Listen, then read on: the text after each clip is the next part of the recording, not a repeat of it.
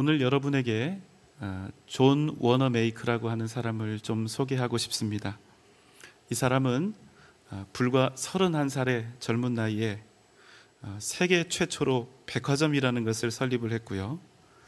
그 이후에 뉴욕, 브로드웨이 등 큰 도시에서 거대한 백화점들을 세운 사람입니다. 그는 우리가 YMCA로 알고 있는 기독교 청년회를 창설했고, 또 전 세계 YMCA 건물을 직접 자신의 돈으로 지어서 이렇게 헌납했습니다. 서울 종로에 가면 YMCA 건물이 있는데요, 이 건물 또한 존 워너메이커가 주님께 드린 그런 건물입니다. 그에 관한 유명한 일화가 하나 있습니다. 50세 때 미국의 23대 대통령이었던 벤저민 해리슨이 그에게 최신부 장관직을 제안을 하게 되는데요, 그때 그가 이런 말을 했습니다. 저는 주일에 예배를 드려야 합니다. 그리고 주일학교 교사로 섬기고 있는데 내가 그 아이들을 가르치지 못한다면 나는 이 장관직을 받아들일 수가 없습니다. 그래서 결국 그는 주일 성수와 주일학교 교사라고 하는 이 두 가지 조건을 달고 장관직을 수락했습니다. 어느 날 한 신문 기자가 그에게 물었습니다. 당신은 미 합중국의 장관직보다 주일학교 교사직이 더 중요합니까? 워너메이커가 대답합니다. 교회학교 교사직은 제가 평생 동안 해야 할 본업이지만 장관직은 한두 해 하다가 그만둘 부업이죠. 하지만 그는 5년 임기 동안 아주 성실하게 또 성공적으로 장관직을 잘 수행해내었습니다. 또 다른 어느 날 또 한 사람의 기자가 그에게 물었습니다. 그가 백화점 왕으로 불릴 만큼 사업에도 성공한 사람이었기 때문에 이런 질문을 합니다. 당신은 지금까지 수많은 사업에서 성공을 했는데 당신이 평생 투자했던 것들 중에서 가장 성공적인 투자는 무엇이었습니까? 이 말을 듣고 그가 곧장 다음과 같이 대답합니다. 제가 11살 때 75센트를 주고 산 성경이 내 인생 최고의 투자였습니다. 그 성경이 오늘의 저를 만들어 주었기 때문입니다. 존 워너메이커는 아주 가난한 환경에서 자랐습니다. 그래서 어린 시절부터 벽돌 공장에서 일을 해야 했습니다. 하지만 그는 그런 가운데서도 자신의 어머니로부터 하나님을 배웠습니다. 모진 환경 속에서도 그는 믿음으로 살아가는 법을 가슴에 새겼던 것이지요. 그런 그가 어린 시절 가장 갖고 싶었던 것이 하나 있었는데 그것은 바로 성경이었습니다. 하지만 가난했던 이 어린 소년에게 75센트짜리 성경은 너무나 비싼 것이었습니다.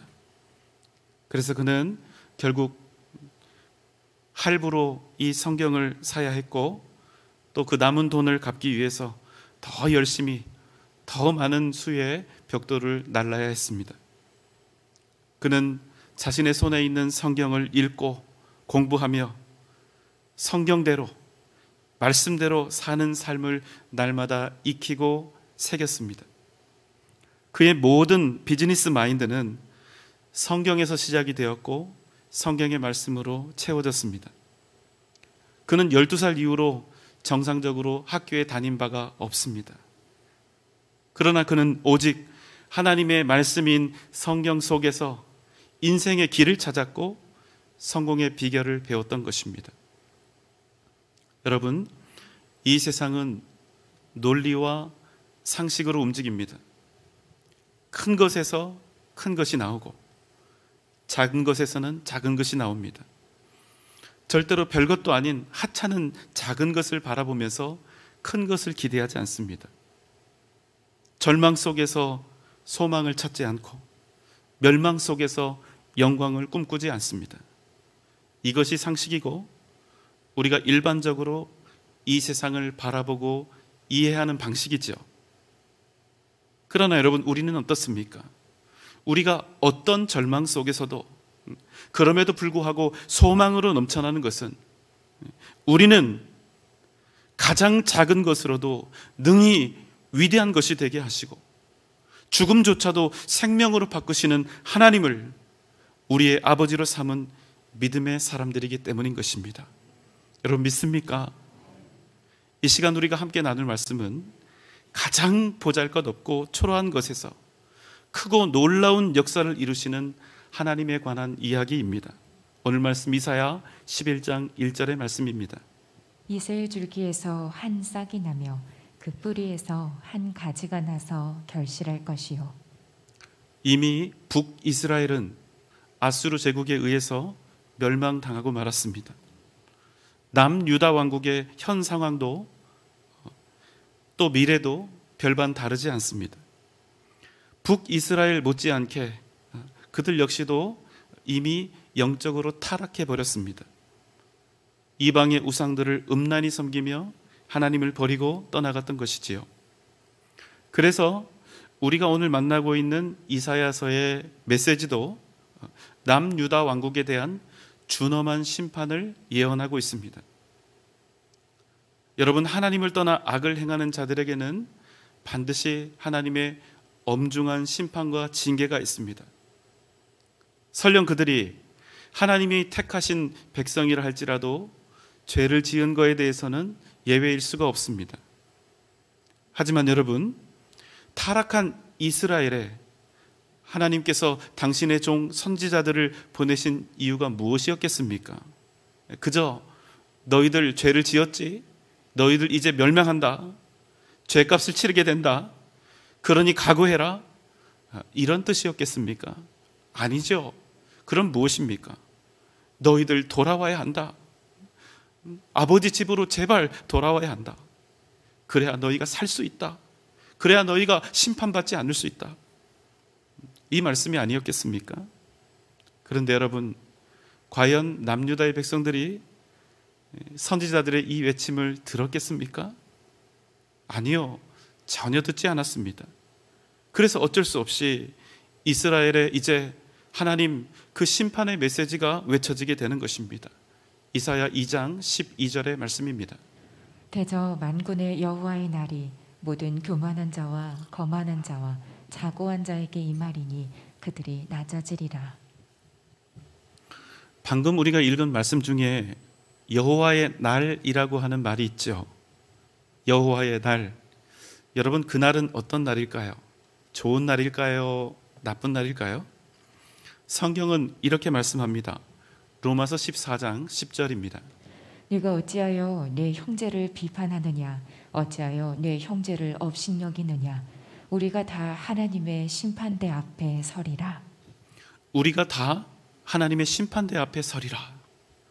성경은요, 우리가 다 예외 없이 언젠가 하나님의 심판대 앞에 서게 될 것이라 이렇게 말씀합니다.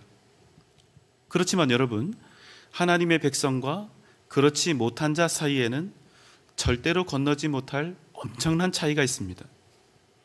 하나님을 모르는 불신자들에게는 이 땅에서 사는 동안 귀에 못이 박히도록 들었을 그 영원한 죽음, 지옥으로 들어갈 심판이 기다리고 있습니다.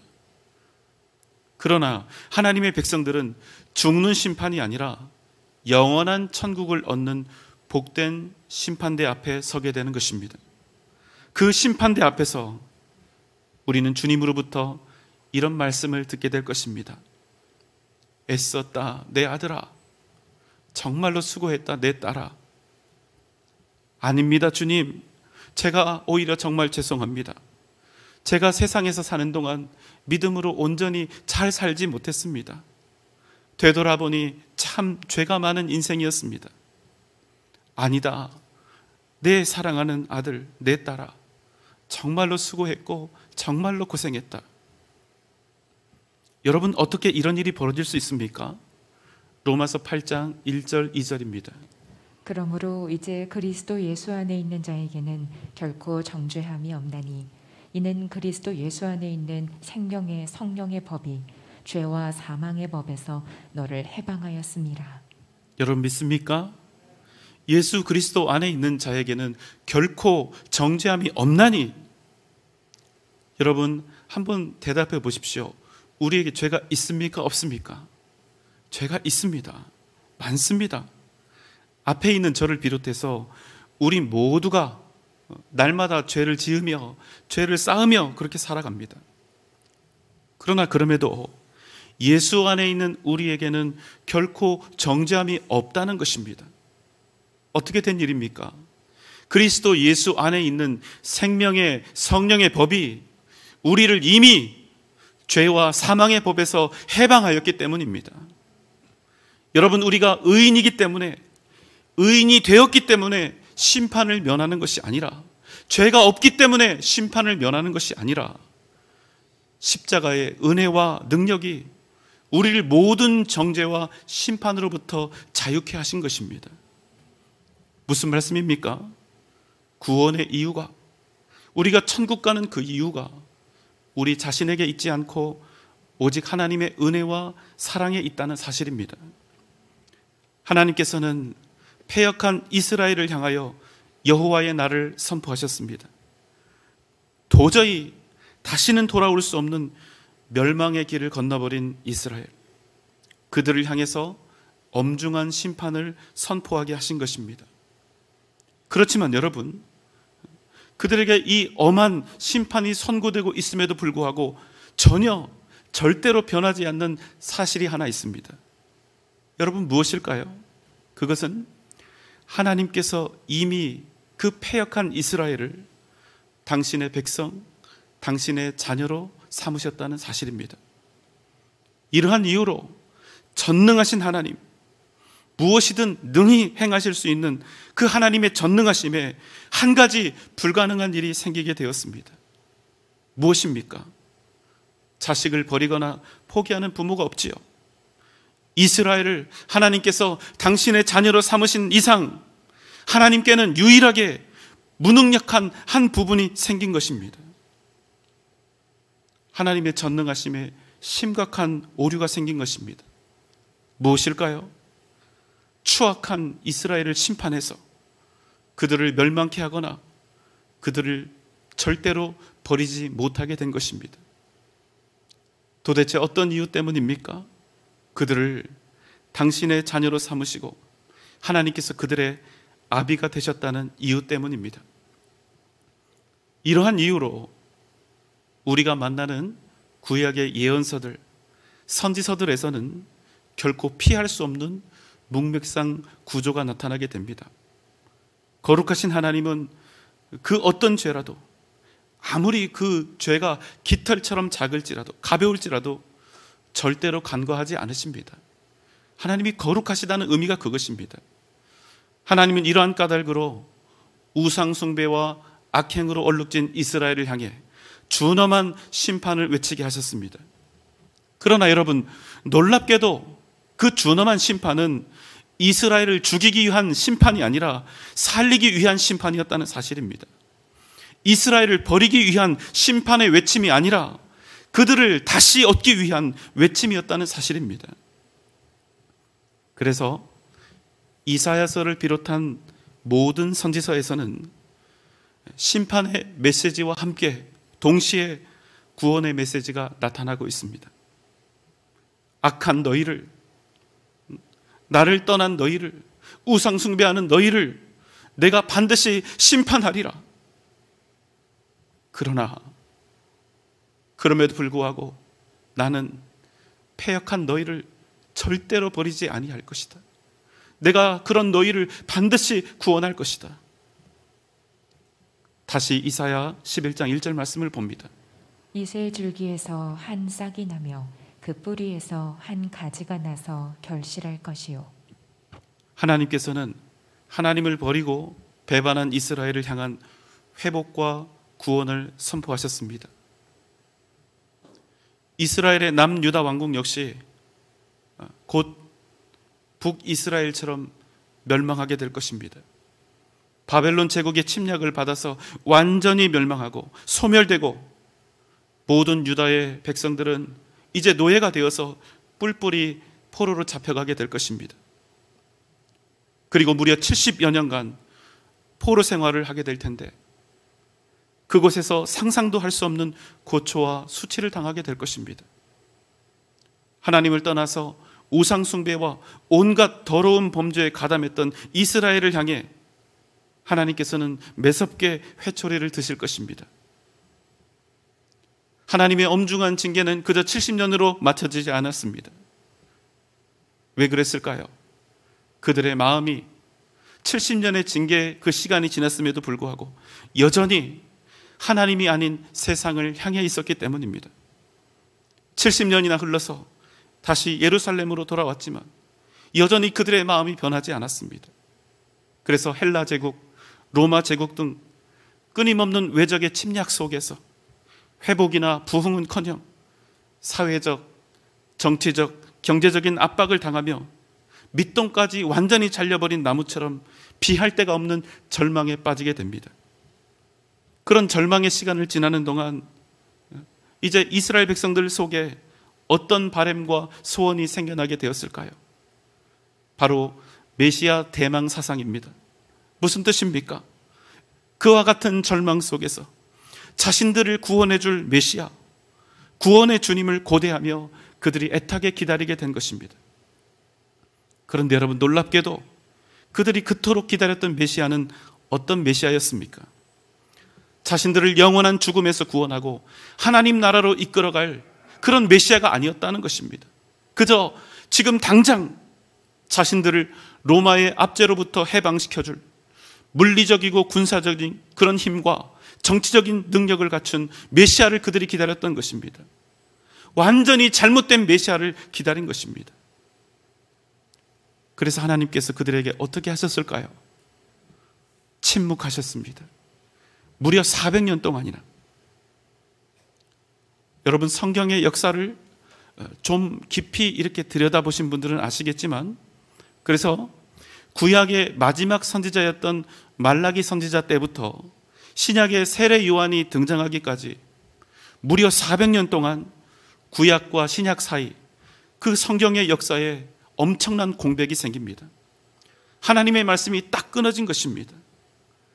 말라기 선지자 이후에 무려 400년 동안이나 하나님께서 이스라엘을 향해서 침묵하셨기 때문입니다.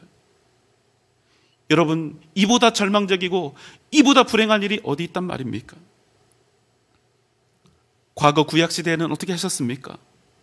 500년 가까운 그 오랜 시간 동안 수많은 선지자들을 끊임없이 보내셔서 그들에게 이렇게 외치게 하셨습니다. 내 사랑하는 이스라엘아, 회개하고 돌아오라.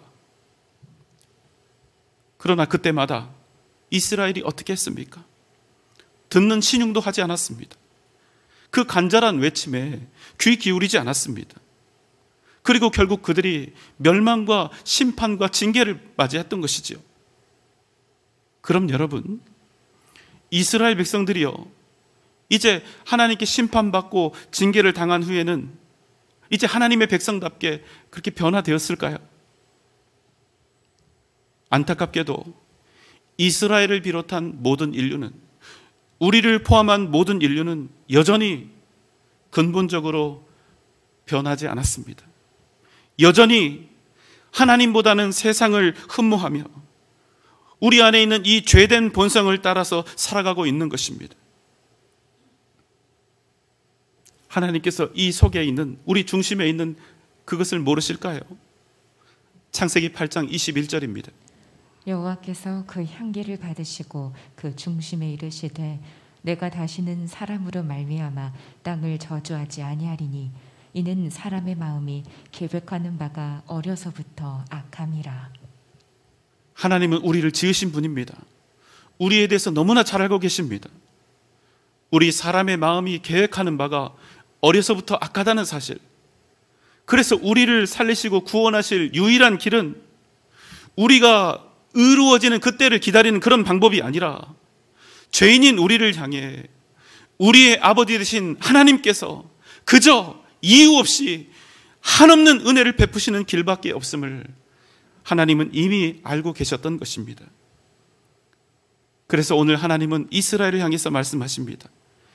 이새의 줄기에서 한 싹이 나며 그 뿌리에서 한 가지가 나서 결실할 것이라. 여러분, 한 싹은 무엇입니까? 이사야 53장 2절 3절입니다. 그는 주 앞에서 자라나기를 연한 순 같고 마른 땅에서 나온 뿌리 같아서 고운 모양도 없고 풍채도 없은즉 우리가 보기에 흠모할 만한 아름다운 것이 없도다. 그는 멸시를 받아 사람들에게 버림받았으며 간고를 많이 겪었으며 질고를 아는 자라. 마치 사람들이 그에게서 얼굴을 가리는 것 같이 멸시를 당하였고 우리도 그를 귀히 여기지 아니하였도다. 여러분, 한 싹은 어떤 존재입니까? 이 세상 모든 사람들에게 멸시를 당하고 그 누구도 귀하게 여기지 않을 만큼 연하디 연한, 고운 모양도 풍채도 없고 흠모할 만한 그 어떤 아름다움도 없는 어떤 인생을 일컫는 것입니다. 그래서 그가 어떤 취급, 어떤 삶을 사는 사람입니까? 사람들로부터 멸시를 받고 버림을 받을 뿐 아니라 가난과 고통을 당하고 병마에 시달리는 등 완전히 인간적으로 꺾여진 인생을 사는 것입니다. 그런데 오늘 본문의 말씀은 세상에서 업신여김을 받고 무시를 당할 수밖에 없는 정말 보잘것없는 한 싹, 그 작은 싹에서 뿌리가 나고 가지가 나서 반드시 결실하게 될 것이다, 이렇게 선언하고 계신다는 사실입니다. 여러분, 그 작은 싹, 그 한 싹은 누구입니까? 바로 예수 그리스도입니다. 그분은 마국간 구유에서 나셨습니다. 왕가의 자손으로 오신 것이 아니라 목수의 아들로 오셨습니다. 유대인들은 주님을 천시했습니다. 나사렛에서 무슨 선한 것이 나겠느냐 했습니다. 주님의 출신과 배경을 문제 삼아 비아냥거리며 멸시했습니다. 그분을 구원의 주님, 메시아로 받아들이지 않았습니다. 그래서 그분은 고난을 당했습니다. 사람들의 손가락질과 모욕을 당했습니다. 그리고 마침내 십자가에 달려 죽임을 당하셨습니다. 하나님의 아들 예수 그리스도는 결국 실패한 것처럼 보였습니다. 숨이 멈추고 그의 싸늘한 시신이 장례치러졌습니다. 시신을 장례치른 그 마당에 과연 그에게 무슨 기대와 무슨 소망이 있을 수 있었겠습니까? 그야말로 보잘것없는 한 싹으로 나서 비참한 작은 싹으로 맞춰지는 불행한 인생처럼 보이지 않았겠습니까? 그러나 여러분, 아직 끝난 것이 아니었습니다. 사도행전 10장 40절입니다. 하나님이 사흘 만에 다시 살리사 나타내시되. 하나님께서 예수 그리스도를 다시 살리신 것입니다. 사랑하는 여러분, 어떤 시련과 역경과 절망이 우리에게 닥쳐온다 할지라도 하나님께서 우리를 포기하시지 않는 한 우리 인생은 절대로 끝난 것이 아니라는 사실입니다. 주님의 부활은 참혹한 십자가의 죽음이 그저 한 인간의 죽음이 아니라 살아계신 하나님의 아들 예수 그리스도께서 우리의 죄를 대신 지고 죽으신 대속의 죽음인 것과 그분이 죽음을 능히 이기신 하나님이심을 증명한 것입니다. 여러분, 이것이 무슨 의미를 갖습니까? 보잘것없는 작은 싹으로 나신 예수 그리스도께서 이 세상 속에 구원과 생명의 역사를 이루셨음을 말씀하고 있는 것입니다. 낮고 천한 자로 오신 주님께서 이 땅을 구원하시고 온 세상을 살리심으로 이 세상의 역사를 완전히 바꾸시고 이 땅에 하나님의 나라를 선포하신 것입니다. 사랑하는 여러분, 기억하십시오. 이것이 바로 우리 기독교의 원리입니다. 세상에 미련한 것들로, 세상에 약하고 천한 것들로 지혜롭고 강한 것들을 부끄럽게 하시는 것입니다. 이것이 바로 하나님께서 이 세상을 다스리며 통치하시는 방식인 것입니다. 여러분, 이 땅은 부자가 다스리는 것이 아닙니다. 이 땅은 권력자들이 다스리는 것이 아닙니다. 이 땅의 진정한 주권자는 오직 하나님이십니다.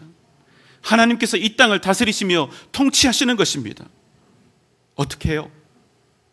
단지 돈 많고 능력 있는 사람들을 통해서 다스리십니까? 아니요. 하나님께서 믿음의 사람들을 통해서 이 땅을 다스리시는 것입니다. 그가 돈이 많은지 적은지, 그가 건강한지 그렇지 않은지, 쉼이 있는지 없는지 그것을 보시는 것이 아닙니다. 우리가 이 땅을 살아가다 보면 때때로 세상이 이기는 것처럼 보일 때가 있습니다. 때때로 세상이 승리하는 것처럼 보일 때가 있습니다. 그럼 우리가 어떻게 됩니까? 하나님의 살아계심과 그 역사하심에 대한 의심이 들고 갈등하는 그런 날도 생기는 것입니다. 그때 여러분 이 말씀을 기억하시기 바랍니다.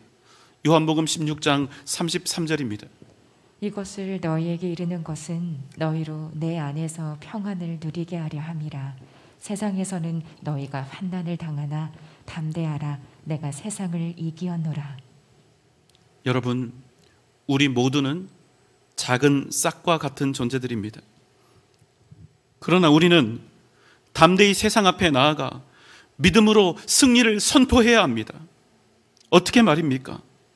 우리의 힘이 아니라, 우리의 가진 힘이 아니라 우리의 죄를 대신 지고 죽으신 예수 그리스도, 그리고 사흘 만에 죄와 사망의 권세를 이기고 사신 하나님의 아들 예수 그리스도를 믿음으로 승리를 선포하는 것입니다.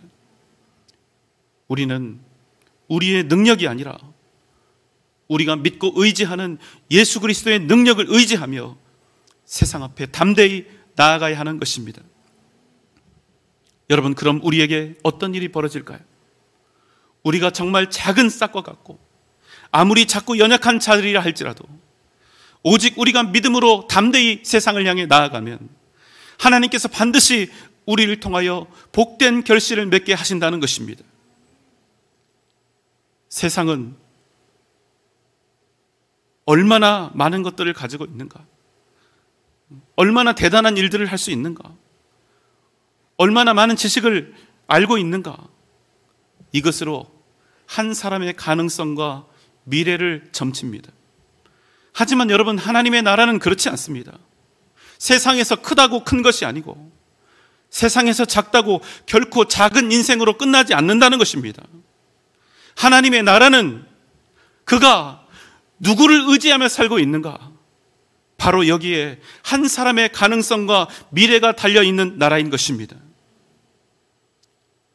제가 말씀을 시작할 때 소개해드렸던 사람이 있죠. 존 워너 메이커는 1922년 12월 12일 하나님의 부르심을 받아 천국으로 갔습니다. 그가 그때 남긴 말이 있습니다. 하나님 안에서 생각하고 하나님 안에서 노력하고 하나님 안에서 땀 흘리고 하나님을 신뢰하는 것이 내 인생의 표였으며 내 인생의 전부였다. 그는 백화점의 창시자이며 백화점의 왕으로 불렸습니다. 탁월한 판단력과 아이디어, 뛰어난 경영 능력으로 세상으로부터 인정받았습니다.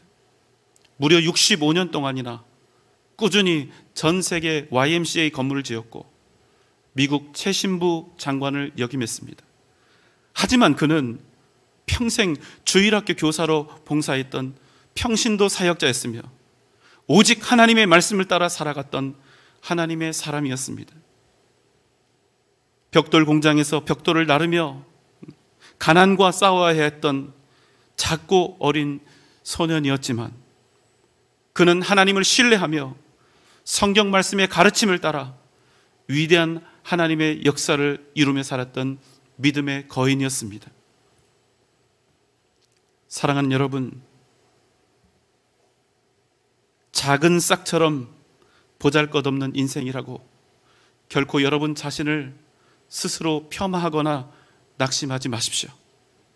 오직 하나님을 신뢰하며 오직 하나님만을 여러분 인생의 전부로 삼으시기 바랍니다.